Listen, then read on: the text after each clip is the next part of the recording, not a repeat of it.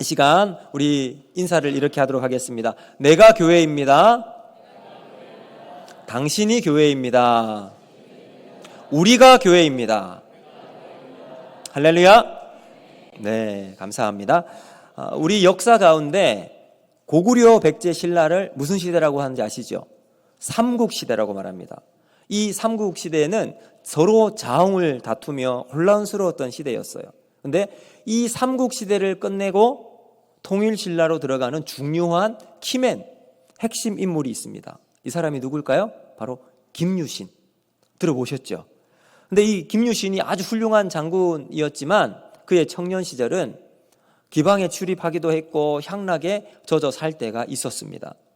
술과 여자의 달콤한 유혹을 받으며 그렇게 살아가다가 어느 날 문득 이렇게 살아가다간 자신의 인생이 망할 것 같다라는 깨달음을 받게 되었습니다.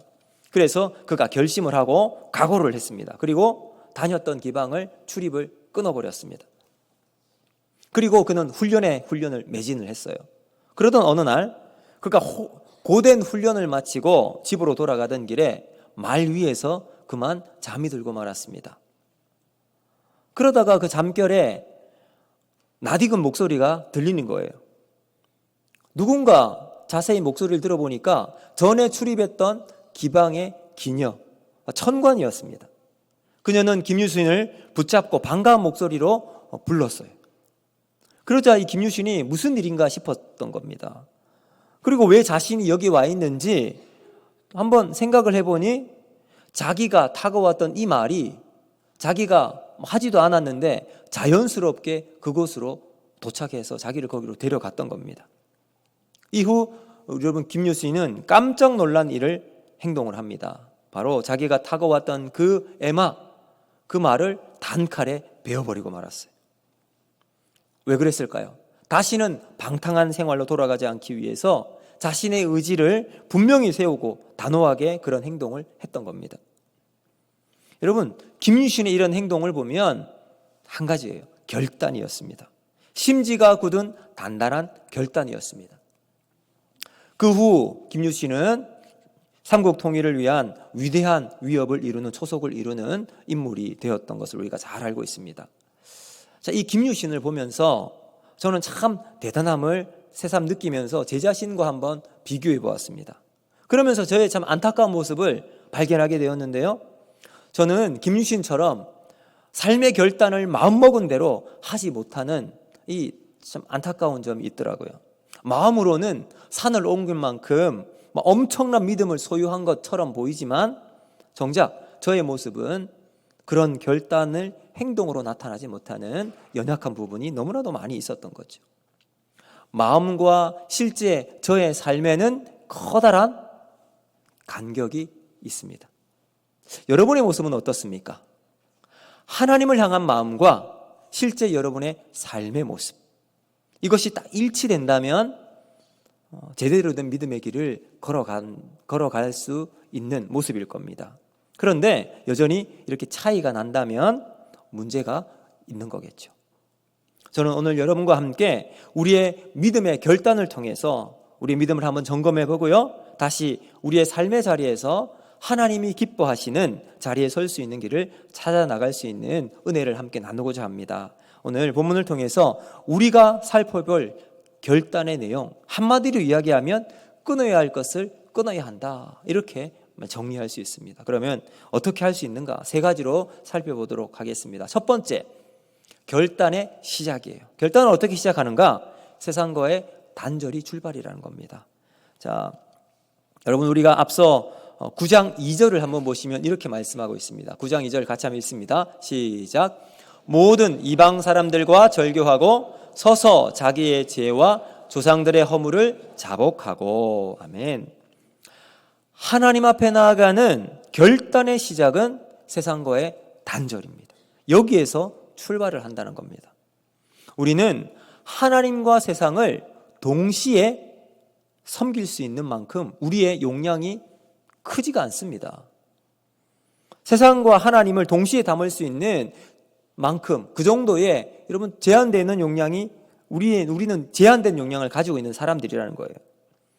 그럼 우리의 마음은요, 하나님 아니면 세상 둘 중 하나만 담을 수 있게 되어 있다는 겁니다. 요즘 사람들은요, 한 번에 여러 가지 일을 하는 사람을 좋아하고 선호하는 경향이 있습니다. 회사에서도 그런 사람들 좋아하죠. 이런 사람을 멀티태스킹, 여러 가지 일을 한 번에 탁 해나가는 사람이라고 이랍니다. 아주 능력 있는 사람이라고 인정을 받습니다. 사실 한 가지도 제대로 하기 힘든데 두 가지를 동시에 반응한다? 여러분 정말 뛰어난 사람이라고 생각합니다. 그런데 제가 한번 설교를 하다가 준비를 해보니까요, MIT 대학의 뇌신경학자인 얼 밀러라는 학자가 이런 말을 했더라고요. 우리의 뇌는 멀티태스킹을 잘할 수 없도록 설계되어 있다. 멀티태스킹을 잘 못한대요. 사람들이 멀티태스킹을 수행할 때 실제로는 단지 한 가지 일에서 매우 다른 일로 매우 빨리 전환할 뿐이다 라고 되어 있더라고요. 그러니까 제가 위안이 되었습니다. 내가 멀티를 못하는 게 정상이구나. 그래서 여러분, 우리가 착각하면 안 되는 게, 우리는 하나님과 세상을 다 두루 섭렵할 수 있을 정도로 우리의 역량이 그렇게 크게 멀티태스킹을 할 수 있는 존재가 아니라는 거예요. 그러므로 우리는 하나님을 선택하든 세상을 선택하든 이 양자택일의 길을 걸어가는 존재라는 겁니다. 오늘 본문 29절과 30절 한번 보실까요? 자, 같이 한번 읽어보겠습니다. 시작. 다 그들의 형제 귀족들을 따라 저주로 맹세하기를 우리가 하나님의 종 모세를 통하여 주신 하나님의 율법을 따라 우리 주 여호와의 모든 계명과 규례와 율례를 지켜 행하며 우리의 딸들을 이 땅 백성에게 주지 아니하고 우리의 아들들을 위하여 그들의 딸들을 데려오지 아니하며. 아멘. 자, 그럼 이 이스라엘 백성들이 한 가지 결단을 합니다. 무슨 결단인가 보니까 하나님의 계명을 따라 살겠다. 근데 이 하나님의 계명 속에 특별히 결혼에 대한 이야기가 나왔어요. 어떤 결혼일까요? 세상의 딸들을 데리고 와서 우리 아들들과 결혼시키지 않겠다. 무슨 말일까요? 세상과의 단절을 선언하는 겁니다. 그러면서 세상의 딸들을 데려오지 않겠다는 단단한 결심을 하고 있습니다. 여러분, 왜 이렇게 정말 확실하게 분명하게 선을 그으면서 이렇게 이야기를 하고 있을까요? 이들은 이미 이전에 그들의 역사 가운데 세상의 딸들로 말미암아 우상 숭배가 들어와서 나라가 위태롭고 망했던 경험이 있었기 때문입니다. 여러분, 노아 때 기억하십니까? 세상의 죄악이 너무나도 크게 관영하고 있던 그때에 하나님의 아들들이 사람의 딸들을 그들의 아름다움을 보고 아내로 삼기 시작합니다. 그래서 그들이 점점 육체적인 또 육적인 사람으로 살아가게 되었습니다. 그 결과 온 땅에 하나님의 심판 홍수가 내리게 되었습니다. 그럼 이뿐만 아니에요. 솔로몬이 처음엔 하나님 말씀대로 잘 살아갔지만 이방의 여인들을 아내로 맞이했고 또 열왕기 시대를 거쳐서 이방의 여인들이 들어옴에 따라서 우상 숭배의 문화까지 저절로 탁 퍼져나가는 그런 일이 벌어지게 되었습니다. 결국 솔로몬 이후 나라가 분열되기 시작했고 그 이후 시대를 거쳐서 나라는 아수르로 멸망하고 바벨론에 멸망하는 비참한 나라의 역사가 나타나기 때문입니다. 여러분, 여성의 위력은 엄청납니다. 남자들이 세상에 난다긴다 엄청난 영향력을 끼치는 것 같지만 사실 그 뒤에 누가 있을까요? 여인천하가 있습니다. 하나님의 백성들이 세상의 딸들을 데리고 오지 않겠다는 결단을 하고 있죠. 여러분, 이것은 단순히 소극적인 차원의 분리를 이야기하는 것이 아니라 적극적으로 이제는 하나님 나라의 문화를 일궈 나가겠다는 과감한 결단의 고백이라는 겁니다. 우리 주님께서는 우리의 정체성을 분명히 말씀하세요. 우리를 뭐라고 말씀하시죠? 너희는 세상의 소금이라. 여러분, 소금은 방부제 역할을 하잖아요. 맛을 냅니다. 그렇기 때문에 우리 그리스도인들은 세상 가운데 부패하는 곳이 있다면 우리가 갈 때 부패를 막고 그 가운데 진정한 맛을 낼 수 있는 그러한 사명이 우리에게 있는 줄로 믿습니다.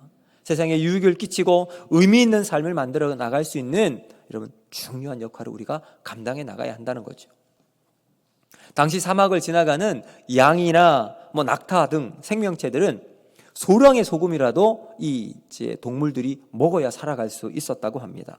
이와 같이 우리 그리스도인들도 정말 세상 속에서 엄청난 양의 소금이 되라고 말씀하지 않으세요. 너희는 세상의 소금이라. 그 소금이 비록 적은 양이라 할지라도 그 소금을 맛보는 모든 생명체, 모든 사람들이 하나님 앞에 다시 나아가서 세상 속에서 하나님께서 우리에게 주신 사명을 감당해 나가는 그 믿음의 길을 우리가 걸어 나가야 할 줄로 믿습니다. 또한 우리 주님은 우리를 가리켜서 너희는 세상의 빛이라 말씀하세요. 그리스도인들이 빛이 된다. 무슨 말일까요? 그만큼 세상은 어둠이 그리고 죄악으로 온 세상이 캄캄해졌음을 우리에게 말씀하고 있는 겁니다. 무기력하고 무지하고 무질서한 어둠이 가득한 세상 속에 우리가 있는 그곳에 작은 촛불처럼 활활 타서 세상의 어둠을 물리치는 이러한 사명을 우리가 걸어나가야 한다는 거죠. 시대의 소망과 도전을 지키는 삶을 우리가 감당해 나가야 합니다. 그래서 세상의 길이 어딘지 방향이 어디인지 우리가 밝혀야 될 사명이 우리에게 있습니다. 그러므로 우리는 크든지 작든지 어떤 영역에 있든지 간에 세상을 따라가고 세상에 물들고 세상의 영향력 아래 살아가는 것이 아니라 먼저 내 자신이 하나님 은혜로 변화받고 가정의 흐름을 바꾸고 세상을 변화시키는 비전과 결심이 우리 가운데 있기를 주님의 이름으로 축복합니다. 여러분, 성경은 우리에게 이렇게 말씀합니다. 히브리서 10장 38절과 39절 말씀 우리 같이 한번 읽습니다. 시작. 나의 의인은 믿음으로 말미암아 살리라. 또한 뒤로 물러가면 내 마음이 그를 기뻐하지 아니하리라 하셨느니라. 우리는 뒤로 물러가 멸망할 자가 아니요 오직 영혼을 구원함에 이르는 믿음을 가진 자니라. 아멘. 사랑하는 성도 여러분, 여러분을 통해서 여러분의 가정에 변화가 일어난 역사가 일어나기를 바랍니다. 여러분, 아브라함은 갈대아 우르를 떠났어요. 하나님께서 나타나서 말씀하셔서 그곳을 떠나라 했을 때 순종하며 그 길을 걸어갑니다. 그럼 뭘까요? 단절이에요. 자기의 익숙하고 살았던 본거지, 고향을 떠나는 결단이 있었어요. 그 결단은 단절이었습니다. 여러분, 그 결단을 통해서 하나님은 아브라함에게 엄청난 복을 주시죠. 모든 부정적인 역사를 긍정의 역사로 바꾸었습니다. 주님으로 말미암아 아브라함의 복이 임하는 그러한 역사, 그리고 그의 삶에 역전의 은혜가 일어났던 것처럼 오늘 우리가 믿음의 결단의 시작, 세상과의 단절을 통해서 하나님이 주시는 은혜의 길을 걸어나가는 저와 여러분이 되기를 주님의 이름으로 축복합니다. 두 번째, 결단의 가장 중요한 핵심이 있어요. 그것이 뭐냐? 바로 하나님 중심의 삶이라는 겁니다. 자, 우리 31절 말씀 같이 한번 보겠습니다. 31절 시작. 혹시 이 땅 백성이 안식일에 물품이나 온갖 곡물을 가져다가 팔려고 할지라도 우리가 안식일이나 성일에는 그들에게서 사지 않겠고 일곱째 해마다 땅을 쉬게 하고 모든 빛을 탕감하리라 하였고. 아멘. 여러분, 이 느헤미야 10장은 성벽 공사를 다 이루고 난 다음에 일어났던 이야기잖아요. 느헤미야와 함께 성벽을 완성했던 이 사람들은 이제 하나님 앞에서 세상과의 단절을 다 결심을 했습니다. 세상의 딸들을 받아들이지 않겠다. 여러분, 이 단절이죠. 자, 그 후 그들이 어떤 것을 하는지 주목해서 보아야 합니다. 하나님 앞에서 예배하는 삶을 우선순위로 두겠다. 여러분, 이런 믿음의 결단을 하고 있습니다. 안식일을 지켜 예배하는 삶을 살아가겠고 안식년을 선포해서 모든 것을 제자리로 돌아가게 만드는 그러한 일을 이제 과감하게 선언합니다. 여러분, 11조의 비밀을 안 최고의 부자 록펠러라는 책을 보면 록펠러가 성공한 이유에 대해서 이 책이 기록하고 있습니다. 지금까지도 이제 미국 사람들은 그 마음의 중심에 살아있는 아주 중요한 영향력 있는 인물이 바로 록펠러입니다. 그는 1859년에 아주 조그만 상사를 이제 설립한 다음 이제 점점 막 쫙쫙 성공하고 번영해서 미국 석유 종류소의 95%를 이제 지배하는 어마어마한 거부가 되었습니다. 그런데 그가 어마어마한 돈을 가지고 있었음에도 불구하고 그 돈이 자신을 붙잡는, 사로잡는 그러한 삶을 살아가지 않았습니다. 그가 벌어들인 그 돈으로 수많은 곳에 재단을 설립하고 고아원을 비롯해서 장학재단 또 학교를 이렇게 세우는 일에 힘을 쏟았습니다. 그리고 많은 부분들의 사회 기부를 환원해서 섬겼습니다. 그는 실로 미국에 아주 중요한 영향력을 끼치는 사람이 되었습니다. 자, 여러분, 록펠러가 이런 삶을 살아갈 수 있었던 이유가 뭘까요? 바로 그에게는 남다른 삶의 원칙이 있었기 때문입니다. 이 삶의 원칙이 어디서 기원이 되었는가? 이 책에서는 그의 어머니로부터 받았다라고 이야기해요. 그의 어머니가 돌아가시기 전 유언을 그에게 남기는데 10가지를 남깁니다. 우리 한번 보실까요? 록펠러의 어머니가 남긴 10가지 유언입니다. 첫 번째, 하나님을 친아버지로 섬기라. 두 번째, 목사님을 하나님 다음으로 섬겨라. 세 번째, 주일 예배에는 본 예배에서 드려라. 네 번째, 오른쪽 호주머니는 항상 11조 주머니로 하라. 다섯 번째, 아무도 원수를 만들지 말라. 여섯 번째, 아침에 목표를 세우고 기도하라. 일곱 번째, 잠자리에 들기 전 하루를 반성하고 기도하라. 여덟 번째, 아침에는 꼭 하나님 말씀을 읽어라. 아홉 번째, 남을 도울 수 있으면 힘껏 도와라. 열 번째, 예배 시간에는 항상 어디에 앉으라? 앞자리에 앉으라. 여러분, 록펠러의 어머니와 록펠러가 가지고 있는 삶의 중심 뭐라고 여러분 생각하세요? 저는 예배와 영적인 중심을 하나님께 두는 것이라고 믿습니다. 영적의 중심을 반드시 분명하게 지킬 때 하나님께서 록펠러에게 이러한 놀라운 복을 주셨던 겁니다. 그러므로 여러분, 우리가 진정으로 믿음의 길을 걸어나가는 사람이라면, 하나님의 자녀라면 우리의 삶의 중심을 예배에 두어야 할 줄로 믿습니다.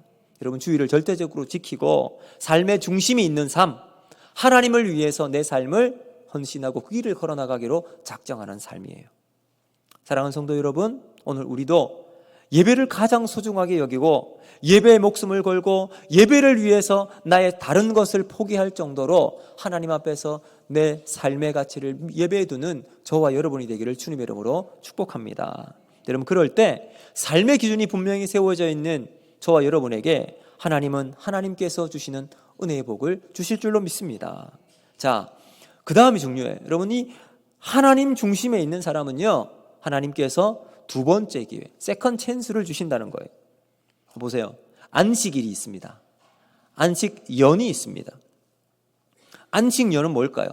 매해 7년마다 여러분 이제 어떨 때는 구워주기도 하고 또 이제 빌려주기도 해요. 근데 못 갚은 경우가 생기는데 7년이 지나면 모든 것을 다 원위치로 돌아가게 하는 거예요. 다 없는 것으로 리셋하는 거예요. 빚을 지고 갚을 능력이 없는 형제들을 탕감해 주고요. 이제 빌린 것도 다 이제 아무것도 없는 것으로 여기는 거예요.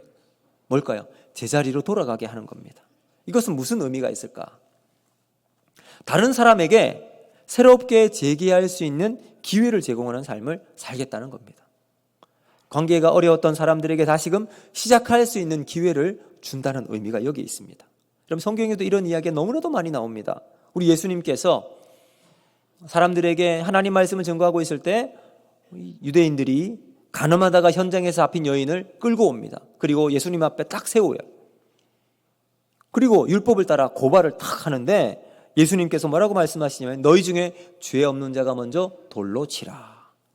이 말을 들은 사람들이 하나둘 그 자리를 떠나가고 마침내 예수님과 이 여인만 딱 두 사람만 남게 되었습니다. 그 우리 주님께서 이렇게 이 여인에게 말씀하십니다. 요한복음 8장 11절 말씀 같이 한번 읽습니다. 시작. 나도 너를 정죄하지 아니하노니 가서 다시는 죄를 범하지 말라. 아멘. 우리 주님도 이 여인으로 하여금 재출발, 새로운 기회를 주십니다. 여러분, 또한 38년 된 병자를 우리 주님께서 고쳐주셨죠. 혈류병 가지고 피를 흘리는 이 여인, 고칠 수 없는, 어느 누구에도 고칠 수 없는 병을 가지고 있는 여인을 예수님께서 고쳐주시면서 요한복음 5장 14절에 이렇게 말씀하십니다. 우리 같이 한번 읽습니다. 시작. 보라, 내가 나았으니 더 심한 것이 생기지 않게 다시는 죄를 범하지 말라. 아멘. 뭘까요? 다시 새 출발을 할 수 있도록 예수님께서 기회를 주셨어요. 동족에게 세금을 착취해오던 삭개오, 여러분 세리마태, 그들을 예수님께서 불러주십니다. 세리마태 같은 경우는 여러분 예수님의 제자로 부르셨잖아요. 새로운 인생을 살 수 있는 기회를 예수님께서 제공해 주셨습니다. 우리 주님은 누구든지 예수님께 오는 자마다, 나오는 자마다 새로운 피조물, 새로운 인생이 되는 기회를 제공하십니다. 그래서 누구든지 그리스도 안에 있으면 새로운 피조물이라, 이전 것은 지나갔으니 보라, 무엇이 되었다고요? 새로운 피조물이라. 여러분, 우리는 예수 안에서 새로운 피조물이 된 줄로 믿습니다. 이게 무슨 말이에요? 여러분, 우리가 다시 시작할 수 있다는 의미예요.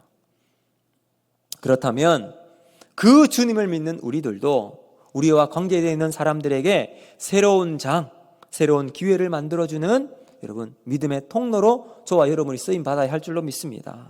여러분, 그래서 우리가 이렇게 한번 결심하면 좋겠어요. 내 평생 우리 주변의 사람들이 새로운 출발을 할 수 있도록 내가 결단하고 그 길을 걸어나갈 수 있도록 내가 쓰임 받았으면 좋겠다. 이런 일에 쓰임 받는 저와 여러분이 되기를 주님의 이름으로 축복합니다. 이제 마지막 세 번째, 이 결단의 결과가 나옵니다. 결단의 결과는 뭐냐? 바로 교회 공동체 회복에 있습니다. 자, 여러분, 이제 32절에서 39절까지 쭉 말씀을 한번 보시면요, 여기에 하나님의 전이라는 단어가 몇 번 등장합니다. 무려 9번에 걸쳐서 나옵니다. 하나님의 전, 지금으로 말하면 뭘까요? 몸된 우리잖아요. 저와 여러분들, 우리는 교회라고 이야기합니다. 하나님의 전, 교회, 이 하나님의 전을 언급하고 있습니다. 그리고 이스라엘 백성들이 뭐라고 이야기하냐면 내가 이 하나님의 전을 돌보겠다는 아름다운 결단을 하고 있습니다. 초대교회 키프리아는 이런 말을 했어요. 교회를 어머니로 받아들이지 않는 자는 하나님을 아버지로 받아들일 수가 없다. 그만큼 교회의 영광이 얼마나 큰지 말씀하고 있는 거예요. 보이는 교회도 사랑하지 못하는데 보이지 않는 하나님을 어떻게 사랑할 수가 있겠습니까? 마찬가지로 교회를 대하는 태도는 곧 하나님을 어떻게 대하는 것임을 반영해 주고 있다는 거예요. 하나님을 진정으로 사랑하는 사람은 예수님이 피로 값주고 사신 교회를, 영적인 어머니 역할을 하는 교회를 사랑할 수밖에 없는 줄로 믿습니다. 여러분, 그래서 오늘 말씀을 쭉 보시면요, 성전을 돌보기 위해서 성전세를 바치겠다 맹세를 합니다. 그리고 첫 열매 11조를 드리겠다고 다짐을 하고 있습니다. 왜 이런 다짐을 할까요? 하나님께서 이런 명령을 그들에게 하셨기 때문입니다. 자, 여러분 가만히 생각해 보십시오. 우리가 물질을 드리거나 투자하는 곳이 있어요. 이제 말은 여러분 혹시 주식을 하시는 분들은 내 주식이 얼마나 올랐는지 얼마 만에 보십니까? 저는 주식을 하지 않아서 모르지만 시간만 나면 핸드폰에서 내 주식이 얼마나 올랐나 한 번씩 체크해 주신 분들이, 체크하시는 분이 많이 있을 것입니다. 왜요? 내 관심이 거기 있기 때문에 그렇습니다. 하나님은 하나님의 백성들에게 성전세를 내게 하셔요. 그것을 통해서 그들의 마음이 세상이 아니라 하나님께 있도록 하기 위해서 이렇게 하신 거예요. 결국 이 말의 핵심은 뭘까요? 하나님께 집중된 삶을 살아가라는 겁니다. 여러분 또 말씀을 보시면 첫 수확 얼마나 기쁨이 될까요? 첫 자식, 여러분 눈에 넣어도 안 아픈 아이 아니겠습니까? 그 첫 생명과 첫 아이 얼마나 소중한데 그것을 하나님께 드리겠다 서원한다고 있습니다. 그러므로 우리가 하나님께 드릴 때 여러분 쓰다 남은 것, 잠깐 조금 흠이 있는데 이것 다른 데 버리기는 좀 그렇고 교회에 드리자, 교회 갖다 주자. 물론 여러분 귀한 마음이긴 합니다만 저는 여러분이 정말 교회를 사랑하는 마음으로 정말 귀하게 하나님 앞에서 우리의 마음과 우리의 물질과 시간을 드리는 저와 여러분이 되기를 바랍니다. 남은 시간 드리는 것 정말 그게 아니라 내 정말 귀한 시간, 가장 아름다운 소망이 있는 그 시간을 하나님께 드리는 저와 여러분이 되기를 바랍니다. 이런 물질도 내가 가장 힘들고 어려울 때 하나님 앞에 믿음으로 결단하고 주님 앞에 설 수 있는 그 모습을 하나님 기뻐하실 줄로 믿습니다. 여러분 또 율법을 보시면 번제단에 불이 항상 켜져 있도록 하세요. 하나님의 기뻐하시는 교회는 기도의 불이 항상 켜져야 할 줄로 믿습니다. 말씀을 향한 뜨거운 사모함이 항상 켜져 있어야 할 줄로 믿습니다. 찬양의 은혜가 뜨거움으로 우리의 영혼을 가득 채우는 그러한 은혜가 우리 가운데 있을 때 하나님이 우리 안에 은혜로 활활 태워져 나가는 불이 켜져 있는 교회가 되는 축복이 있게 될 줄로 믿습니다. 여러분, 핵심이 무엇일까요? 39절 하반절에 있습니다. 우리 같이 한번 39절 하반절 같이 읽습니다. 시작. 그리하여 우리가 우리 하나님의 전을 버려두지 아니하리라. 아멘. 여러분, 이 구절의 의미가 뭘까요? 결단과 회복의 결과는 나를 위한 것이 아니라는 거예요. 우리가 하나님 앞에 결단을 해요. 우리가 하나님 앞에 회복하는 은혜를 하나님 주십니다. 그런데 이것이 나를 위한 것이 아니라 교회를 돌아보는 것에 있다는 거예요. 날마다 하나님 앞에서 교회를 위해서 기도하고 하나님 교회의 영광이 나타날 수 있도록 주님 앞에 나아가는 저와 여러분이 되어질 때 헌신과 결단은 공동체 회복과 교회를 사랑하는 데 목적이 세워지게 되는 겁니다. 오늘 저와 여러분이 이 거룩한 사명 가지고 하나님이 세우신 우리 옥포제일교회가 믿음의 터 위에 견고하게 세워져 나가는 은혜가 있기를 주님의 이름으로 축복합니다. 이제 말씀을 맺도록 하겠습니다. 근대 조각의 아버지라고 불리는 로댕의 작품 중에 칼레의 시민이라는 것이 있습니다. 로댕의 대표적인 작품은 여러분 생각하는 사람인데 오늘 여기 나와 있는 칼레의 시민이 있어요. 저 작품에는 사실 역사적인 스토리가 담겨 있어요. 이 칼레시는 프랑스 북부에 있는 작은 도시예요. 당시 이제 영국과 프랑스가 100년 동안 전쟁을 해서 100년 전쟁을 하고 있었는데 그 끝 무렵 영국이 칼레 이 도시를 점령해서 이제 포위를 하게 되었습니다. 그리고는 이제 항복을 해야 되는데 영국에서 항복 조건을 제시했어요. 시민 6명이 모자를 벗고 신발을 벗고 영국 왕에게 성문 열쇠를 바친 뒤 교수형에 처하게 되면 이제 칼레 시민들은 아무도 처형당하지 않고 이제 살아갈 수 있다라고 이야기를 한 거예요. 칼레 시민들은 한편으로는 다행으로 여겼지만 이 6명을 어떻게 이제 선발할지 고민에 빠지게 된 겁니다. 그때 유스타스 드 생 피에르라는 이름을 가진 그 지역의 아주 부유하고 귀족이 스스로 자신의 목에 밧줄을 메고 자신이 앞장서겠노라고 나서게 되었습니다. 그 후 칼레 시장을 비롯해서 도시의 부자 귀족들이 한 명 한 명 나와서 6명이 시민을 대표해서 영국 앞에 서기로 결단을 합니다. 사회 지도층이 자신의 목숨을 내놓겠다는 결단이 있었던 거예요. 자, 이를 전해들은 영국 왕 에드워드 3세가 이제 처형을 하려고 했을 때 그의 왕비를 비롯해서 신하들이 극구 만류합니다. 그래서 사형 집행은 취소가 되었습니다. 자, 이를 기념해서 이제 칼레 시에서 로댕을 불러서 6명의 사람을 이제 작품을 만들어서 시청 광장 앞에 세운 겁니다. 목숨까지도 기꺼이 내어 던지려 했던 이 칼레 시민의 정신은 지금도 이어져 내려와서 프랑스에는 노블리스 오블리제라고 하는 정신이 이어져 내려오고 있습니다. 사랑하는 성도 여러분, 오늘 본문을 보시면 느헤미야는 백성들과 함께 성벽을 다 완성했습니다. 성벽이 완성되었다고 모든 것이 다 끝난 것은 아니었어요. 이제 완성된 그 성벽 안에 내용물이 채워져야 하는 거예요. 어떤 내용물이 채워져야 할까요? 그들이 하나님 앞에서 하나님의 영광을 위해서 믿음의 결단을 하고 이제는 세상과 단절하고 하나님 중심의 삶을 살아가는 거룩한 예배자로 살기로 결단합니다. 이 결단은 자신을 위한 것이 아니라 교회와 공동체를 세우는 거룩한 은혜가 그 안에 담겨 있게 되었습니다. 여러분, 호랑이는 죽어서 가죽을 남기고 사람은 죽어서 이름을 남기듯이 오늘 우리가 하나님 앞에서 믿음의 결단을 하고 헌신한 그 자리에 하나님은 우리의 이름을 아름답게 남겨주실 줄로 믿습니다.